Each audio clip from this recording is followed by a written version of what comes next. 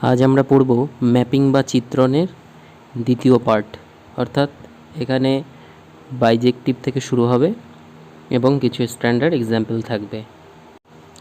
F maps A two বিকে, এই চিত্রণকে বাইজেক্টিভ বলা হবে যদি দুটো কন্ডিশন স্যাটিসফাই করে, অর্থাৎ যদি এক এক চিত্রণ হয়, অর্থাৎ F X equal to F Y হলে ইমপ্লাই করবে এক্স ইকাল টু ওয়াই, আমরা আগের দিন পড়েছি।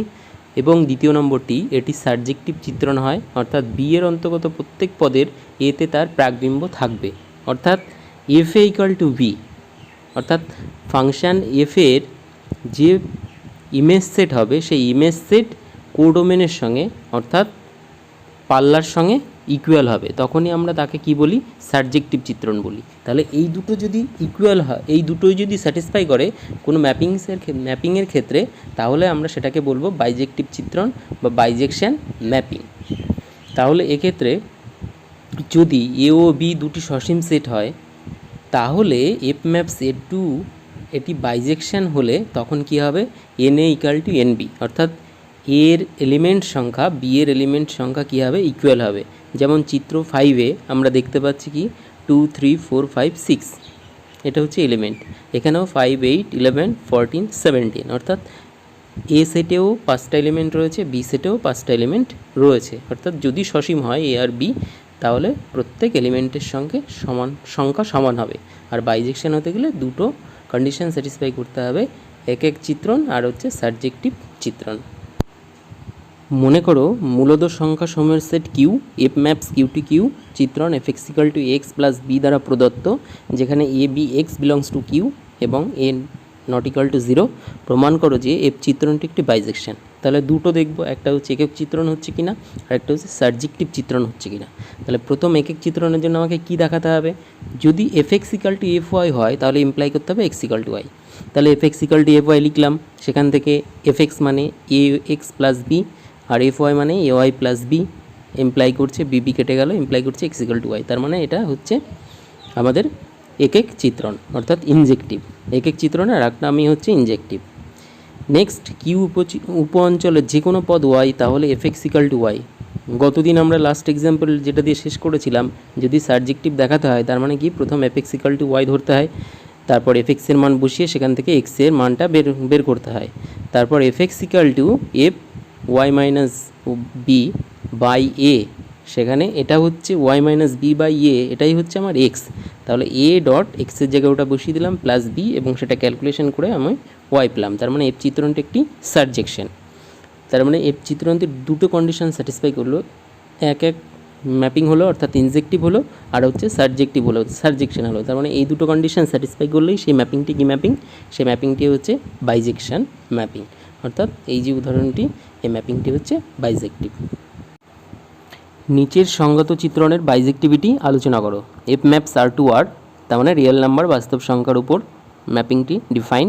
F X equal to X Q plus B দ্বারা সংগত, যেখানে A not equal to 0, B X belongs to R, R হলো বাস্তব সংখ্যাসমূহের সেট। তাহলে ওই একই রকমভাবে দুটো কন্ডিশন, এক এক ম্যাপিং হচ্ছে কিনা, সাবজেক্টিভ ম্যাপিং হচ্ছে কিনা। তাহলে আমাকে এখানে এক এক ম্যাপিংয়ের জন্য F X equal to F Y থেকে আমাকে যেতে হবে এক্স ইকাল টু ওয়াই হচ্ছে কিনা। এফ এক্সের মান বসিয়ে দিলাম, এফ ওয়াইয়ের মান বসিয়ে দিলাম। আলটিমেটলি এটার পর আমরা ক্যালকুলেশন করে পেলাম X cube equal to Y cube. এই লাইনটা খুব ইম্পর্টেন্ট, কারণ X cube equal to Y cube, এখান থেকে আমরা তিনটে মান পেতে পারি, তিনটে সম্পর্ক পেতে পারি এক্স ওয়াইয়ের মধ্যে। কিন্তু এখানে যেহেতু এক্স ওয়াই বাস্তব, সেই জন্য এক্স ইকাল টু ওয়াই পাবো, আর বাদবাকিগুলো এই জন্যই পাবো না। আর যে সম্পর্কগুলো পাবো সেগুলো বাস্তব এক্স ওয়াইয়ের উপর ডিপেন্ডেন্ট হবে না, সেগুলো অবাস্তব ইমাজিনারির উপর ডিপেন্ডেন্ট হবে। সেই জন্য F X equal to F Y থেকে এক্স ইকাল টু ওয়াই পেলাম। তাহলে এটা এক এক ম্যাপিং হলো। এবং একই রকমভাবে আমরা যখন সাবজেক্টিভ দেখাতে যাই, তার মানে সেখানে কী হবে, F X equal to Y, সেখান থেকে এক্সের মান বের করলাম, এক্সের মান বের করে এফ এক্স ইকাল টু যেমন করে করি A into X cube plus B, সেখান থেকে ওয়াই পেয়ে গেলাম। তার মানে এটা কী হলো, উপরিচিত্রণ অন টু ম্যাপিং, অর্থাৎ সাবজেক্টিভ হলো। তাহলে এক এক হলো অর্থাৎ ইনজেক্টিভ হলো, আর হচ্ছে সাবজেক্টিভ হলো। তাহলে এটা কি বাইজেক্টিভ mapping. F maps A to B, যদি এমনভাবে সঙ্গত করা হয় যে এর অন্তর্গত সব পদের বিতে একই প্রতিবিম্ব থাকবে, অর্থাৎ এ সেট থেকে যে কোনো এলিমেন্ট গিয়ে বি এর একটি এলিমেন্টের সঙ্গেই যুক্ত হবে, তাহলে সেই এফ ম্যাপসটিকে আমরা বলবো ধ্রুবক চিত্রণ। অর্থাৎ ধ্রুবক অপেক্ষকের পাল্লা একটি একপদী সেট হবে। কেন? কারণ সেখানে একটা পদের সঙ্গেই সবসময় যুক্ত হচ্ছে ক্ষেত্র থেকে গিয়ে। যেমন এখানে ক্ষেত্রের 1 2 3 4 এই এলিমেন্টগুলো গিয়ে মিলিত হচ্ছে 8-এর সঙ্গে, তাহলে এটাকে বলবো ধ্রুবক চিত্রণ।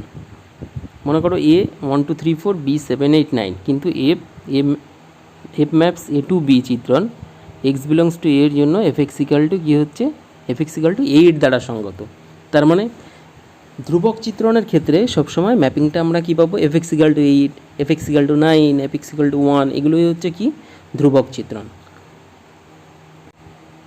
নেক্সট, উপাদান স্থির চিত্রণ বা অপেক্ষক।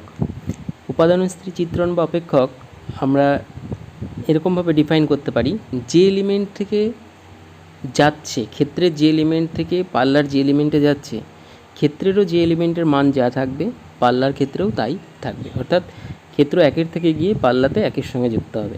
আচ্ছা, এখানে কি আছে দেখি। মনে করো কমপক্ষে একটি পদ সমন্বিত একটি সেট হলো এ। যদি এ সেটের প্রত্যেক পদ সেই একই পদে চিত্রিত হয় তবে চিত্রণটিকে একটি উপাদান স্থির চিত্রণ বলা হবে। চিত্রণটি আই সাফিক্স এ প্রতীক দ্বারা প্রকাশ করা হয়। সংজ্ঞা থেকে সহজেই বোঝা যায় I A maps A to A উপাদান স্থির চিত্রণ, কারণ I A X equal to X নিজেই এক্স বিলংস টু এর জন্য। তার মানে আই এর ক্ষেত্র আর আই এর পাল্লা দুটো সমান, এবং কার সঙ্গে সমান, এর সঙ্গে সমান, অর্থাৎ এই তিনটেই সমান, তখনই আই এ হলো একটি উপচিত্রণ। তাহলে আই এ একটি একক চিত্রণ অবশ্যই হবে। কেন একক চিত্রণ অবশ্যই হবে? কারণ একক চিত্রণের যে শর্ত রয়েছে F X equal to F Y equal to X Y, সেটা হবে। আর অন টু হবে, অর্থাৎ সাবজেক্টিভ হবে। কেন সাবজেক্টিভ হবে? কারণ যে শর্ত রয়েছে আই এ এক্সের ক্ষেত্র সেটাই হচ্ছে এর সঙ্গে সমান, তাহলে হবে। তাহলে এটি হচ্ছে একটি বাইজেকশন ম্যাপিং। তার মানে উপাদান স্থির চিত্রণ নিজেই একটা কি বাইজেক্টিভ ম্যাপিং। দুটি চিত্রণের সমতা। দুটি চিত্রণ এফ এবং জি সমান বলা হবে যদি এবং কেবলমাত্র যদি এফ এর ক্ষেত্র জি এর ক্ষেত্র, অর্থাৎ দুটো ম্যাপিংয়েরই ক্ষেত্র তারা কী হবে, তারা ইকুয়াল হবে। এবং দ্বিতীয় নম্বর শর্ত যে এক্স বিলংস টু ডিএফ বা ডিজি এর জন্য F X equal to G x, অর্থাৎ প্রত্যেকটা ম্যাপিংয়ের এক্সের একটা ভ্যালুর জন্য এফ এক্স আর জি এক্স সমান হবে।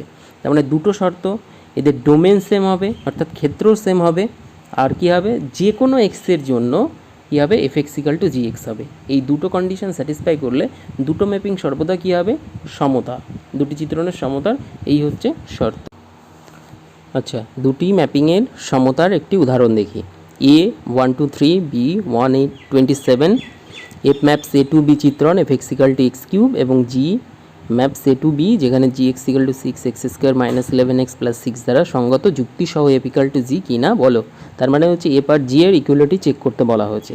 তার মানে দুটো শর্ত আমরা দেখব। প্রথম দেখব এফ এবং জি এর তাদের ডোমেন সেম কিনা, তাহলে ক্ষেত্র সেম কিনা। তাহলে এফ ম্যাপসও এ থেকে বিতে যাচ্ছে, জি ম্যাপসও এ থেকে বিতে যাচ্ছে, অবশ্যই তাদের ডোমেন সেম, তাহলে এখানে আলাদা করে দেখার কিছু নেই। এবার আমরা দেখব প্রত্যেকটা এক্স বিলংস টু এর জন্য F X equal to G X হচ্ছে কিনা। তার মানে F one one, G one one, তার মানে ওয়ান বিলংস টু এর জন্য F one equal to G one, 2-এর জন্য এফ টু 8, জি টু 8, তার মানে F two equal to G two, F three 27, G three 27, তার মানে F three equal to G three.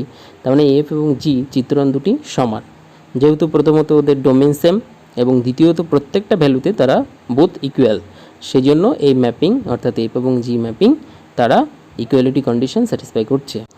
এই এক্সাম্পলটি ভীষণ ভীষণ গুরুত্বপূর্ণ, তো এক্সাম্পলটি মন দিয়ে আমাদের বুঝতে হবে।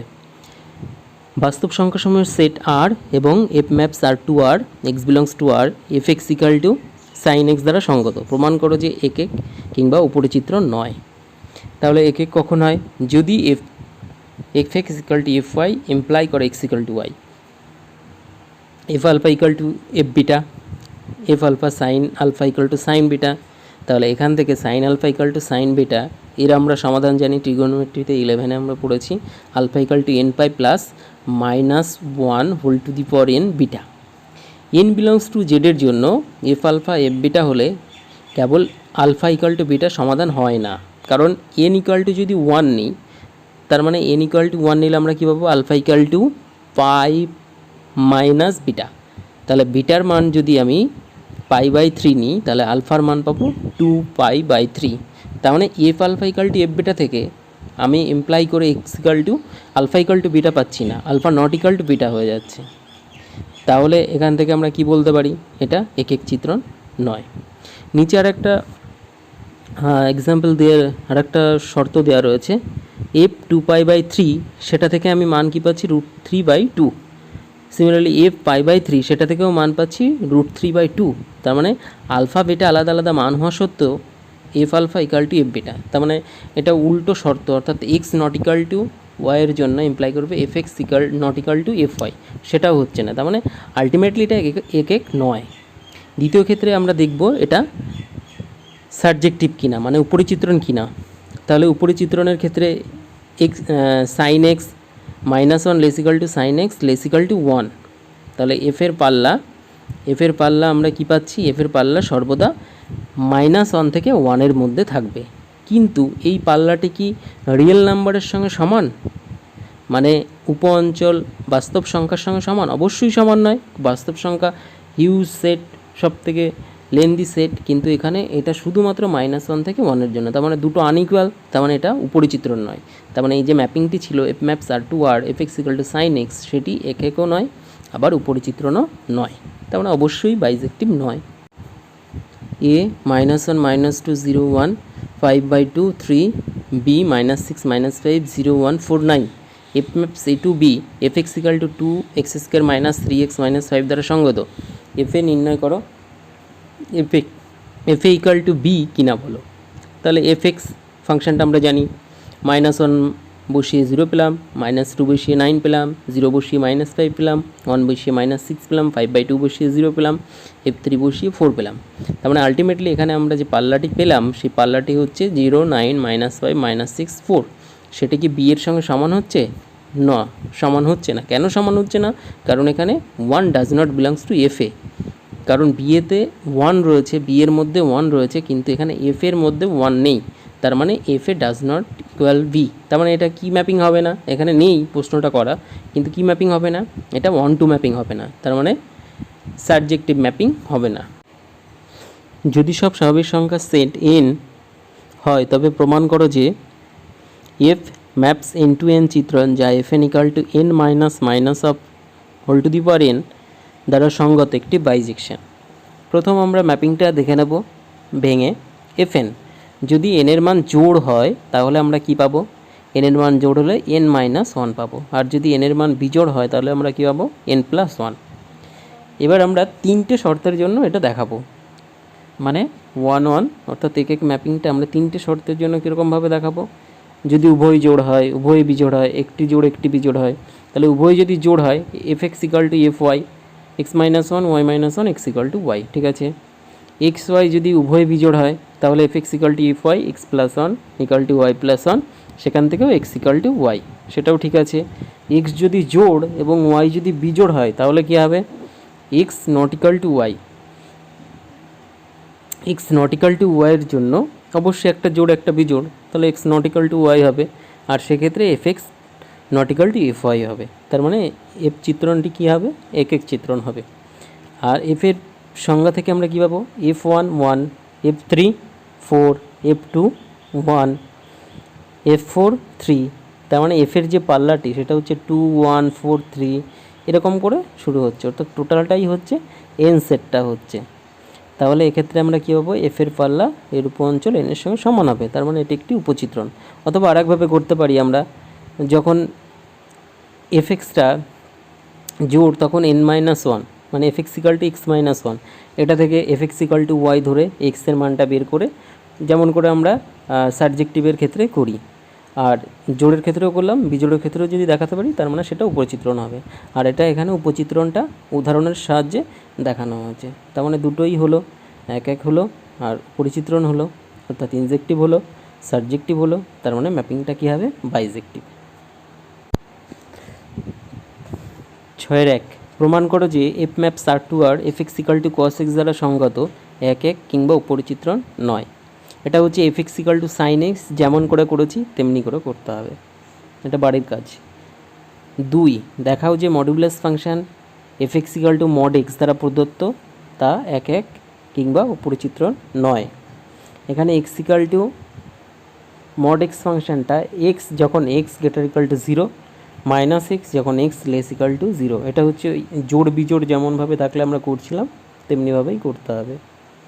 7 F maps N to N F X equal to 3x দ্বারা সংগত এন সেটে ওই একটি সেটের একটি একক কিন্তু উপরিচিত্র নয়।